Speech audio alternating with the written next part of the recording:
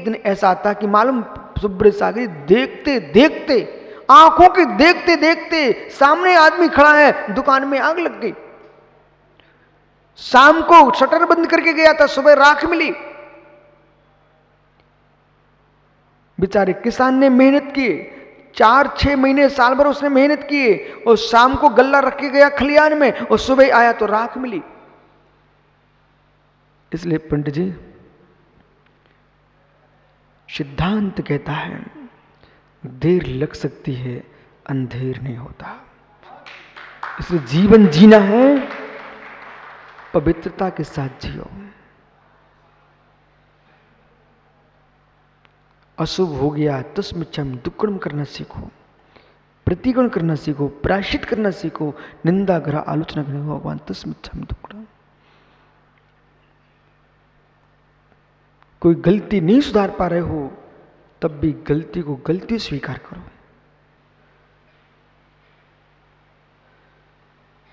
कुछ नहीं करने का आनंद और करने का दुख, इन दोनों को देख लीजिए आप।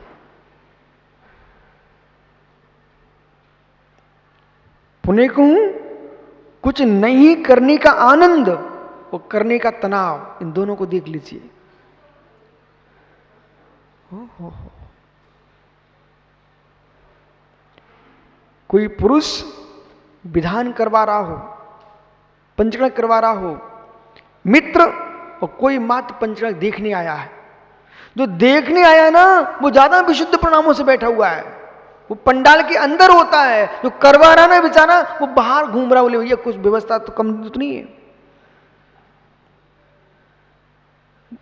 बोलो पंडित बनारसी जी,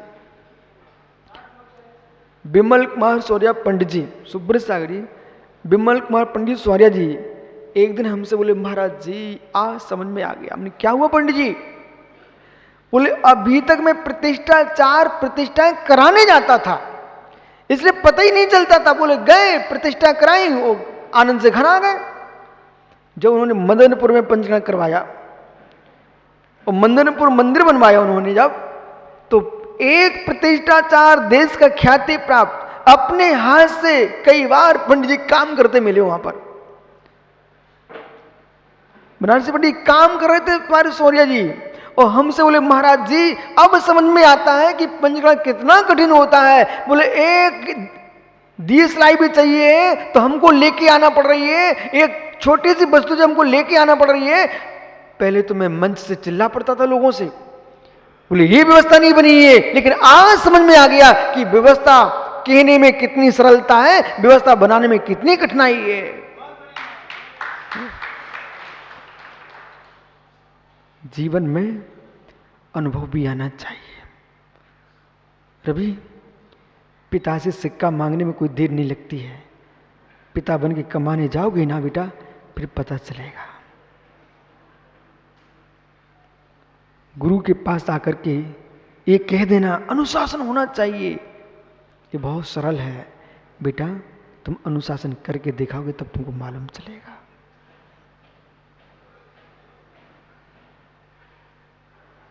वहीं दवाई लगा दो, वहीं दवाई लगाओ तुरंत। जो शिक्षा देने आए हो उस शिक्षा का पालन करके दिखाओ।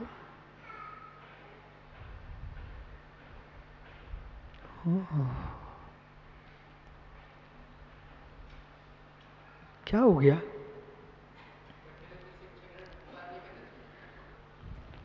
शिक्षा की व्याख्या भी होना चाहिए, शिक्षा का पालन भी होना चाहिए, पर मात्र ऐसे लोगों से प्रशंसा का जीवन भर बच के रहना जो दूसरे को शिक्षा दिलवाना चाहते हैं। स्वयं बेचारे वही जीवन जीते हैं जो नाली को साफ करने वाले जीव जीते हैं। उनका धर्म है कि जो हमें दूसरे में गलती दिख रही है उस तरीके की आपके अंदर भी तो वो गलतियां नहीं विराजी हैं, उन्हें भी ठीक करना चाहिए। उन्हें भी ठीक करना चाहिए, कठिन हो चाहे सरल हो, वहां ठीक करना पड़ेगा। कोई व्यक्ति नमक में गृद्धता रखता है तो उसकी तुम हल्ला कर रहे हो, बहुत नमक खाता है। मित्र, तुम बूरे में गृद्धता रखते हो, उसका भी तो ध्यान देना पड़ेगा। कसाई की दृष्टि से देखा जाएगा तो तुम्हारी गृद्धता बराबर है, एक को नमक पसंद है, एक को बूरा पसंद है। इसलिए जब भी कोई व्यक्ति आंख उठाने की कोशिश करे कि मुझे अमुक व्यक्ति में दोष दिख रहे हैं, तो खोज लेना चाहिए वे दोष मेरे अंदर तो नहीं है। ओहो, किसी को नारी में राग है, किसी को नर में राग है, राग दोनों का है। स्वाध्याय, स्वाध्याय सबसे पहले वाचना, निर्दोष अक्षरों से युक्त, निर्दोष अर्थ से युक्त और वीतरागी आगम प्रणीत, आचार प्रणीत आगम, इसका अनेकांश सापेक्ष जिसमें व्याख्यान है, ऐसे ग्रंथ का वाचन करना। पर्यटनम भयणम परिच्छिन्नम अनुपण धम्म कहा, सुधि मंगल संयुक्तो, थुधि मंगल संयुक्तो, पंच भी होए सज्जाओ। ये 5 प्रकार के स्वाध्याय की व्याख्या कर रहे हैं। परिवर्तन यानी आमना, बार बार परिवर्तन करना, बार बार घोकना, पाठ याद करना, कंठस्थ करना। ग्रंथों को कंठस्थ भी करना चाहिए।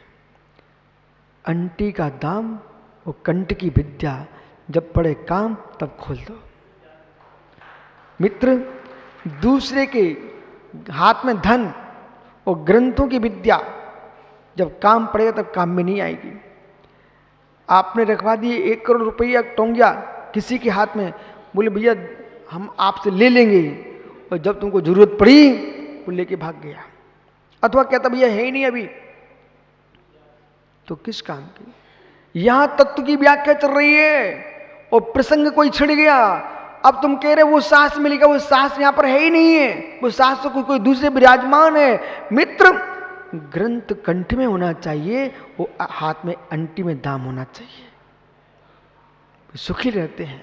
इसलिए जो लोग कहते हैं ना हम हिंदी पढ़ लेते हैं, हम समझ लेते हैं, वे मात्र अपनी समझ तक ही हैं। विद्वानों के बीच में वे ही काम में आएंगे जिनको शास्त्रों के सूत्र, गाथाएं, श्लोक कंठस्थ हैं। वे लोग सभा में मेरे मित्र ऐसे चमकते हैं जैसे किसी मां के माथे पर सोने का तिलक चमकता है। सभा में रवि वे ही चमकते हैं जैसे माथे पर मेरे मित्र बिछुआ नहीं चमकते, वे पैरों के नीचे दबते हैं बिछुए। तो नूपुर कितने ही बजे झुन करें, लेकिन रहते नीचे ही पैरों के। ऐसे मित्र तुम कितनी सामान्य पुस्तकें पढ़ के आ जाओ, तुम नूपुर के स्थान पर होगे, आगम पढ़ के आओगे, श्लोक सूत्र कंठस्थ करके आओगे, तो तुम्हारी चमक ऐसे होगी ये सोने का तिलक माथे पर चमकता है। सभा में तिलक बन के आना चाहते हो तो समस्तसारी ग्रंथों को कंठस्थ करो। सभा में तिलक बन के आना चाहते हो, देखो मैं तो जोर दूंगा, आपको उत्साह भरूंगा, उत्साह को उत्साह ही मान के चलना, प्रेशर मान के मत चलना। नहीं तो ये सोचो बहुत सताते हैं, इतने कहते याद करो याद करो। अरे मित्र, याद करो जिसे याद भूल जाओ। इतना ही याद करो ग्रंथों को जिसे याद भूल जाओ। मतलब जो तुमने पूर्व में गृहस्थ अवस्था में विषय कषाय का भोग किया है, दुनिया के लोगों की यादें स्मृतियां सताती हैं, इतने ग्रंथ याद करो कि ग्रंथ अंदर रह जाए और बाकी सब निकल जाए। ओहो पवन, खड़े हो ना जरा, समझदार हो। यदि समझदार हो ना, आज बिमल सागरी संघ में एक चित्रा भाई करके अम्मा थी, ठीक है, जितने बुजुर्ग उनको सबको मालूम होगा, सुधीर को पता होगा, सुधीर चित्राबाई अम्मा थी मालूम। एक बार इतनी समझदार अम्मा थी, चिल्लाती बहुत थी। एक दिन सोनागिरी में आचार्य बिमल सागर महाराज जी आहार करके बाहर निकल गए। वो थाली लगा के आई, वो कहाँ गया बिमला, कहाँ गया बिमला, भरत कहाँ है, भरत कहाँ है, मुझे कहाँ चला गया आज। और उसकी भाषा ऐसी थी, भाव खराब नहीं थे, जो प्रथम कोई सुने ना तो उसको लगे क्या बोल रही है अम्मा। एक दिन क्या हुआ, मैं छुल्लक था, तो वो बड़ी समझ बोली मेहमान महाराज है। क्या बोली? बोले मेहमान महाराज है। तो आहार देके चले गए, ठीक है। उसने क्या देखा, एक वृद्ध महाराज थे, अंजलि में आहार आया, ऐसी कोई सामग्री आ गई अंजलि में जिससे अंतराय की पूर्ण संभावना थी। वो चित्राबाई इतनी समझदार थी, उसने देखा महाराज देख नहीं पा रहे हैं और सामने ऐसी सामग्री दिख रही है कि अभी इनको 2 मिनट में कहीं दिख गई, 1 मिनट में तो तुरंत अंजलि छोड़ने वाले हैं। वो धीरे से आई, जोर से, उसके हाथ में दूध का लोटा था, उसने इतना दूध भरा वो नीचे बहने लग गया। अब देखने वाले क्या बोले, कैसी पागल महिला है, कितना दूध गिरा रही है। अब तुम्हें क्या मालूम, जब आहार हो गए महाराज की निरंतरा है, जो आदमी कह रहा था ना कितनी पागल महिला है, उन्हें बुलाया, बेटा इधर आ, देख मैं पागल की तू पागल। बोले क्या अम्मा? ओ महाराज की अंजलि में उनको दिख नहीं रहा था, एक बाल चिपका था छोटा सा, और मैंने दूध इतना भर दिया कि बाल नीचे चला गया और महाराज को दूध चला गया, उनका अंतरा हमने बचा लिया। वो माँ ने अच्छा किया कि बुरा किया? ज्ञानी थी कि नहीं? ज्ञानी थी कि नहीं? अब सुनिए ध्यान से, कुछ सामान हटा के निकालना पड़ता है, कुछ सामान भर के निकालना पड़ता है। विद्या सीख बेटा, कुछ सामान ऐसे उठा के निकाल दो, अलग कर दो, कुछ सामान उठाने का समय नहीं है तो भर दो भैया, डबल भर दो, जिससे गंदा अपने आप निकल जाएगा। जैसे कि तुम्हारे घर में कुआं था, कुआं में सड़ाने लगी, पानी खराब हो गया और उसमें पानी आने की संभावना ही नहीं थी, गोबर और डाल दिया, वो सूख गया अंदर। अब तुम क्या करोगे? तुम उतर सकते नहीं हो। मित्र इतना पानी भरो कि जितनी गंदगी है ऊपर से पानी भरो आप उसके अंदर, सब बाहर उतरना प्रारंभ हो जाएगी। ऐसा होता कि नहीं होता? ऐसे बालक जितनी बुद्धि में कचरा भरा हुआ है, इतना सांस पढ़ो कि वो अंदर चला जाए और अंदर का कचरा बाहर फेंक जाए। इसलिए इतने प्रवचन सुनो कि सारे कचड़े बाहर हो जाएं। आयस में पवन में बैठ जाओ, अध्ययन करो, रटो, बार रटो। यदि अध्ययन कर लिया, रट लिया तो व्यक्ति ज्ञानी बन जाएगा। परिवर्तन, वाचना, प्रक्षिणा, जो विषय समझ में नहीं आ रहा है सदगुरुओं से पूछ करके अपने प्रश्न का समाधान करना, अनुप्रेक्षा, बार बार तत्व का चिंतन करना, और स्तुति मंगलपूर्वक धर्म कथा करना। आहा, महापुरुषों की कथा करने से पुण्य का आश्रय होता, पाप का क्षय होता है। इसलिए प्रशंसा करिए महापुरुषों की। जैसे भी आप पद्म पुराण पढ़ रहे हैं, राम की व्याख्या कर रहे हो, महापुरुषों के जब अच्छी बातें निकलती हैं हृदय गदगद हो जाता है। कल मालूम यहाँ पर अपने कथा की बहुत सारे लोग मेरे पास है, गुरुजी रोमटे खड़े हो गए, मेरी आंखों में आंसू आ गए। मित्र कथा भी करो तो ऐसी करो जो कथा चल रही है उसके पात्र श्रोताओं की आंखों के सामने आने लग जाए। ऐसी कथा करो, ऐसी कथा मत करो कि जो कथ्य विषय है उस पर अश्रद्धान बढ़ जाए। ऐसी कथा करो जो कथा वाचक और कथा का वाच्य है उस पर श्रद्धा बढ़ जाए। कथा, धर्म कथा, ये 5 प्रकार स्वाध्याय। क्यों? ख्याति फल इसलिए पूजा निर्विखो जिन सत्यम जो पड़ी है भक्ति ये कम स्मृतम स्वेलाहो शेरो तस्या। यानी अंतिम गाथा कह रही है, एक कार्तवृक्षा ग्रंथ की गाथा है। यहाँ पर 476, 475 और कार्तन परीक्षा में गाथा 462 नंबर की गाथा है। पूजा निर्विखो, ख्याति लाभ पूजा से निरपेक्ष होकर के दृढ़ सत्यम जो पड़ी, जो जिनेन्द्र के कथित शास्त्रों को पढ़ता भक्ति है, भक्ति पूर्वक विनय भी होना चाहिए। ऐसा नहीं ज्ञान के लोलूप में मुख में इलायची दबाए हैं और सांस पकड़े घूम रहे हो, पढ़ रहे हैं। मित्र उच्च स्थान पर विराजमान कीजिए। कोई ये उपन्यास नहीं है जंगा पर सांस रखे हुए हो। ओ मित्र कोई मल का स्थान नहीं है, ये जिनवाणी है, जिनवाणी, उसको सिर पर विराजमान करो। कम मल सुहृठम, भक्ति से युक्त होकर के कर्म के मल को शोधन करने के लिए सोई लाहो श्रुत लाभा, श्रुत का लाभ हो, शुक्रम तस्य, मुझे सुख पूरक श्रुत का लाभ हो, इसलिए स्वाध्याय करना चाहिए। क्यों? शास्त्रों का अध्ययन क्यों करें?